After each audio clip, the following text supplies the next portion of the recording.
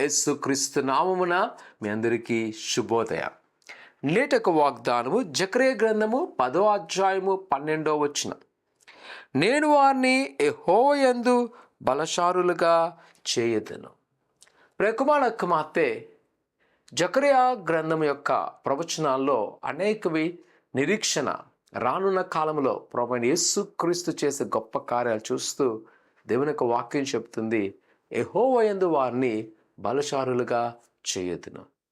ఒకవేళ ఈరోజు మనకున్న ఇబ్బంది పరిస్థితులు బట్టి మనం అనుకున్నామేమో, మనము తేలికైన వారము, అల్పమైన వారము, పనికిరాని వారము, ఈ లోకమంతా మనల్ని అలాగా చూస్తుందేమో.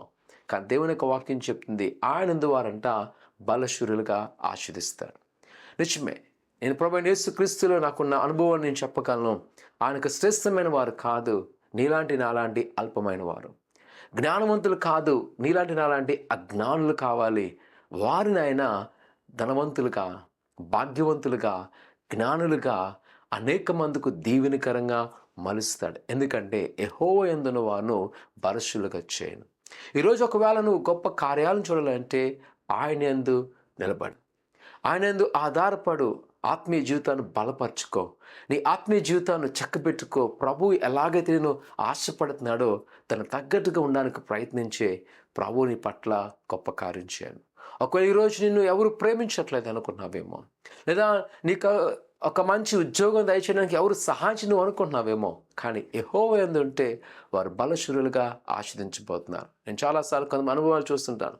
వారు అనాథలు, వారికి ఎవరి సహాయం లేదు. కానీ ఈరోజు చూసినప్పుడు అనేక మందికి పెట్టే బలమైన హస్తంగా చేపడింది. ఈరోజు ప్రభు నిన్ను ఆ విధంగా ఆశీర్వదించబోతున్నాడు. ప్రార్థన చేసుకుందాం. పరిశుద్ధులైన దేవా, నీకున్నారు నీ బిడ్డలైన వారు మీరు జ్ఞాపకం చేసుకొని నీ దీవెన నీ ఆశీర్వదింపండి. వారికున్న కొదులు, వారికున్న ఆటంకాలు మీరు తొలగించండి. నీ కృపాక్షములతో నింపి ఆయన ఏదైతే అడుగుతున్నారో వాటిని నెరవేరుస్తూ, మరి ముఖ్యంగా ప్రభా నీలో నిలబట్టకు జ్ఞానం దయచేయండి.